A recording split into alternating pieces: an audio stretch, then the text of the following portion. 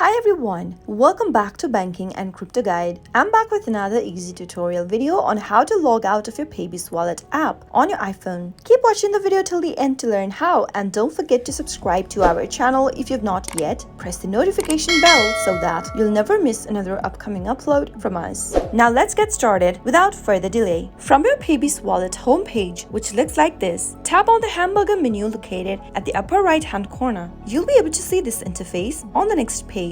If you are sure you'd like to log out of your Paybis wallet, make sure that you remember your credentials first. If you don't, you might have trouble logging back to your account. So, if you're sure you know your credentials well, tap on the Log Out button at the bottom of this page. Soon after you do that, you'll be able to log out of your Paybis wallet with a simple tap using your mobile device. To log in back again, you'll need to enter your email address followed by a verification code, and you can get access back to your Paybis wallet on your mobile device. That is how you can easily log out of Paybis wallet using iPhone. I hope the tutorial was helpful to you. If it was, go ahead and give us a thumbs up. I'll be back soon with more videos like this. Thank you for watching.